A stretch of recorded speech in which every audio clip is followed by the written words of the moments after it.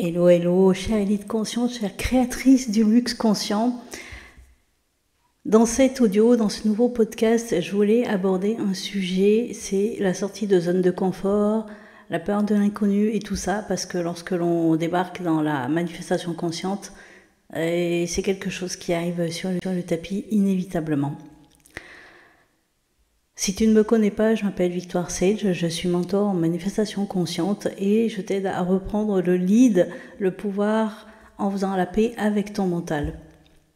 Donc dans ce podcast, je voulais aborder ce sujet de la sortie de zone de confort, de la peur de l'inconnu, et puis tu vas voir comment ma sortie de zone de confort elle est un peu spéciale. Alors déjà, la peur de l'inconnu, ça c'est un abus de langage en fait. Même si implicitement on peut comprendre ce que ça veut dire. La peur de l'inconnu, ça peut vouloir dire on ne sait pas. Mais justement, en fait, notre système ne peut pas avoir peur de quelque chose qu'il ne connaît pas déjà. Il peut pas en fait, il peut pas avoir peur, ni être excité, ni quoi que ce soit s'il ne connaît pas déjà. Donc ce truc de dire la peur de l'inconnu, c'est pas tout à fait juste. Ça serait beaucoup plus juste de dire la peur de lâcher le connu. La peur de lâcher le connu, c'est un petit peu comme si on a l'habitude de mettre, on a l'habitude, on a toujours mis des jeans, depuis des années on met des jeans, c'est notre tenue, voilà, c'est notre connu, c'est notre tenue. Et puis, on a envie déjà de mettre une robe. Mais si déjà on a envie de mettre une robe, ça veut dire qu'on l'a déjà imaginé. Donc c'est pas vraiment, du coup, inconnu. Mais par contre, ce qui peut être genre inconnu, c'est la sensation de porter une robe. C'est qu'est-ce que ça fait de porter une robe? Parce qu'en fait, on n'en a jamais porté. Donc on ne sait pas trop. Et là, en fait, on comprend que c'est plutôt le jean. On sait ce que c'est de porter un jean, on en porte depuis des années, on sait comment on est dedans, on sait ce qu'on ressent.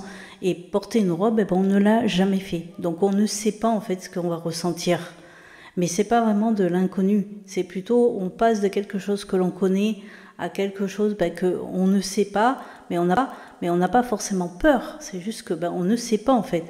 On ne sait pas si on va y être bien dedans, on ne sait pas si ça va gratter, on ne sait pas si ça va piquer, on ne sait pas si ça va être serré, on ne sait pas si ça va être agréable, on ne sait pas. C'est plutôt qu'on ne sait pas, mais ce n'est pas forcément de la peur. Voilà. Donc quand on se sent appelé, on va dire, à aller dans une autre dynamique de vie, de faire d'autres choix, c'est pas la peur de l'inconnu qui nous retient. C'est plutôt, je sors, on va dire, de quelque à l'aise, même si je suis pas toujours confortable, mais je suis à l'aise et donc du coup je veux aller dans une direction, et déjà pour avoir cette idée d'aller dans une direction, ça veut dire que on est déjà sorti un peu des zones justement de connu, de connu. Il y a quelque chose d'autre qui arrive dans notre champ de conscience, donc déjà, c'est pas tout à fait de l'inconnu, mais c'est pas de la peur en tout cas. C'est pas de la peur, parce qu'on ne sait pas. Et c'est le fait qu'on ne sait pas, c'est le fait que du coup on peut pas, vu qu'on ne sait pas, on peut pas savoir à l'avance qu'est-ce qu'on va ressentir, qu'est-ce qui va se passer, tout ça. Mais c'est pas de la peur, c'est plus c'est plus cette ignorance en fait. C'est plus cette ignorance. Et donc du coup sortir de sa zone de confort, déjà je m'étais déjà positionnée là-dessus sur le fait que je suis pas d'accord avec ce terme-là qui indique le fait que on va trouver nos potentiels et on va trouver notre zone de génie, on va trouver le meilleur, on va dire, justement dans les zones en dehors de la zone de confort, ce qui est faux, puisque en dehors de la zone de confort, ce qu'on va trouver justement, c'est de la peur. Et quand on a peur, on est figé et on n'est pas créatif, on ne peut pas, on n'est pas safe en fait. confort, c'est plutôt, moi je dirais, c'est plutôt on étire notre zone de confort par l'expérience, par la connaissance, par le savoir, c'est-à-dire en gros on emmène notre mental à découvrir autre chose. On amène notre mental, cette partie de nous là qui peut dire oui, qui peut dire non, justement, cette partie de nous là qui peut dire oui, qui peut dire non, justement, eh bien on va l'amener à découvrir autre chose. Et c'est pour ça que moi je vous disais, par exemple, moi ma sortie de zone de confort, elle a été un peu spéciale, parce que pour moi c'était d'ouvrir et d'accueillir, on va dire, le côté, on va dire, divin. On peut appeler ça l'univers, on peut appeler ça le grand tout, on peut appeler ça la source, on peut appeler ça, voilà, le soi supérieur, le higher self. On appelle ça vraiment avec les mots qui résonnent pour nous. Mais pour moi, dire les mots côté divin et tout ça, ça a été vraiment une sortie de ce qu'on pourrait appeler de zone de confort. C'est-à-dire que j'ai dû emmener mon mental dans ces espaces-là et lui apprendre. Pourquoi ? Parce que moi, j'ai grandi dans une famille où justement, prononcer des mots comme Dieu, Jésus-Christ, ça donne de l'urticaire, limite. C'est comment dirais-je, ça crée des réactions assez épidermiques. Hein. Donc du coup, pour moi, c'était pas que aller emmener mon mental pour lui apprendre justement à travers les textes sacrés et tout ça, mais c'était surtout aussi me détacher de cette histoire familiale, même si je comprends pourquoi mes parents, ma famille, tout ça ont ce discours-là, je le comprends. Parce que justement ils se sont un peu laissés, on va dire, implémenter le fameux discours d'un Dieu qui serait bienveillant et qui voit bien que c'est pas des guerres, qui voit bien qu'il y a de la famine, qui voit bien qu'il y a des choses pas très agréables qui se passent dans le monde. Et donc du coup c'est pour ça que moi, ma famille, ils sont très crispés avec ça. Et même quand il y a des enterrements, des funérailles et tout, et puis que le défunt demandait, on va dire, une cérémonie religieuse, il y a tout ce discours-là de l'accueil au paradis, la résurrection, machin et tout ça. Moi, je sais que j'ai des personnes de ma famille, ça les met en PLS, ça, ils supportent pas. Et bien parce qu'en fait, on nous a vendu ce texte-là, on nous a vendu ce discours-là, donc évidemment, jeter ça, c'est sûr. Alors que du coup, pour moi, pour faire, on va dire, la paix avec le divin, ça a été de comprendre que justement le divin, c'est pas juste du bienveillant. Le divin, c'est le tout. Donc le tout, ça englobe l'ombre aussi, hein, ça englobe la noirceur. Le tout, ça englobe l'ombre aussi, hein, ça englobe la noirceur, ça englobe, j'ai envie de dire, toute la perversité humaine en fait. Voilà, parce que c'est ça en fait. Ce que l'on peut appeler le divin, Dieu, la source ou quoi, c'est notre imagination. C'est notre imagination humaine.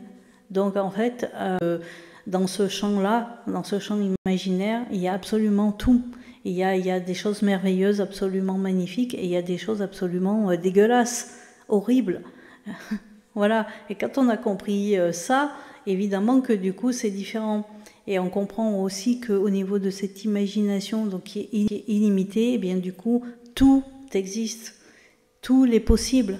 Il n'y a pas de barrière, il n'y a pas de limite, il n'y a pas de oui, il n'y a pas de non, il n'y a pas de c'est bien, c'est pas bien, tu peux pas. C'est oui, c'est possible, tout est possible en fait.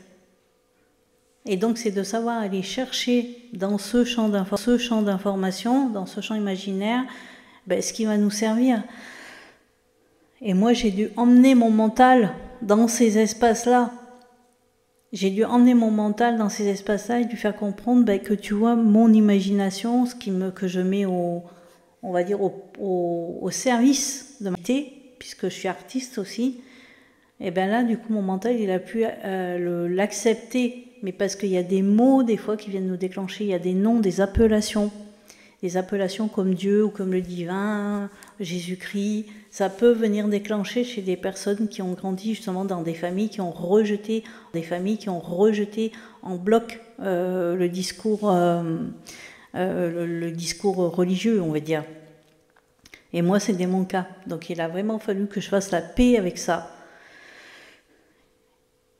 Et il a fallu que j'emmène, on va dire, mon humain, mon côté humain, on va dire, limité de par sa physicalité déjà, et ben de l'emmener dans cet espace de l'imagination et d'y aller comme ça en douceur.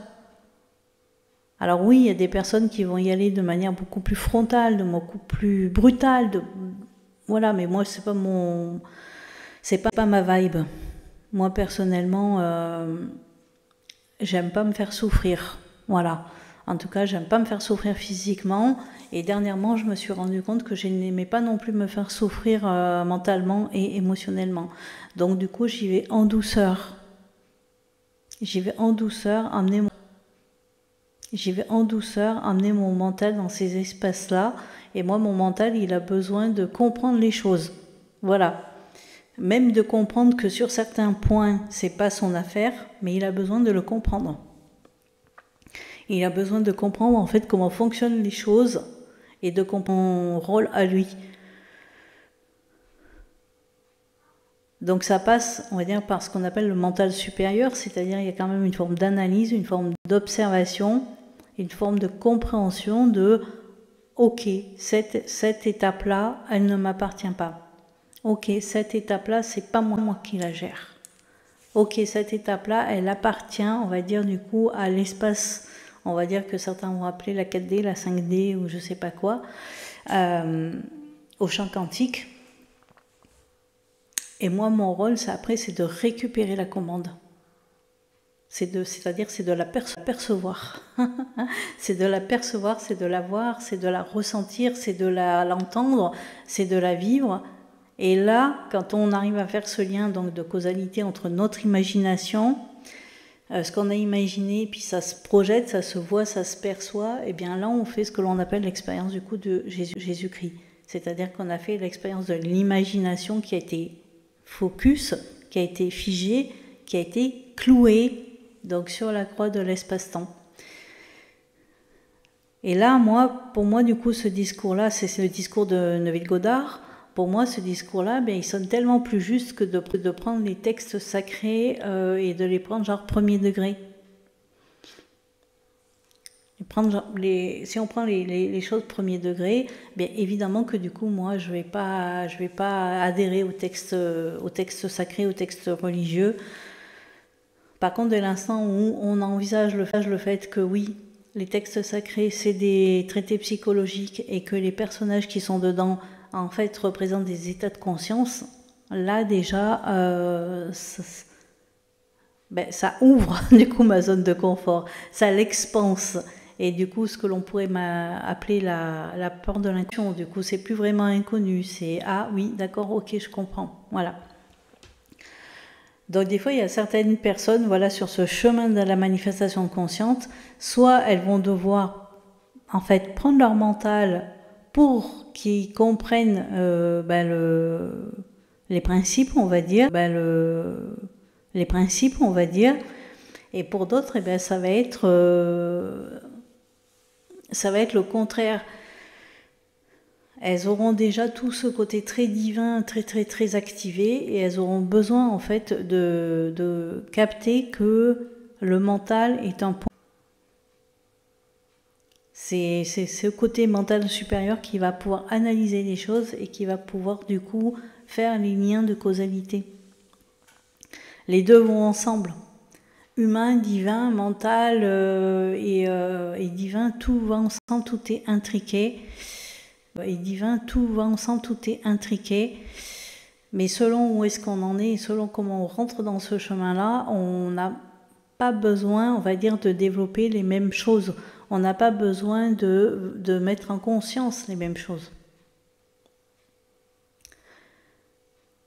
Mais ce qui est sûr, c'est que sur ce chemin de la manifestation consciente, et en tout cas avec la loi de l'ascension, eh bien c'est de saisir que notre mental a un rôle fondamental à jouer, et aussi cette ouverture justement à ce que l'on peut appeler plus grand que soi, donc le divin, Dieu, l'imagination. C'est indissociable. C'est indissociable. Vous me direz comment ça résonne ça pour vous. Quelles ont été vos sorties de zone de confort, pour vous, quels ont été tous les questionnements qui sont venus quand vous avez découvert la manifestation consciente et notamment Neville Goddard et la loi de l'Assomption et notamment Neville Goddard et la loi de l'Assomption et comment ça vous a fait sentir à l'intérieur. Ouais, qu'est-ce que vous avez ressenti quand vous avez un peu compris tout ça? En barre de description, je vous mettrai pour venir dans mes univers, à savoir le membership Level Up, les autres accompagnements en one-to-one comme The Star, et puis les offres satellites comme les subliminaux personnalisés, le mail manifestation, la session de personnel concept. Je vous mettrai tout en barre de description. Je vous souhaite une très belle journée. Prenez soin de vos narratifs intérieurs.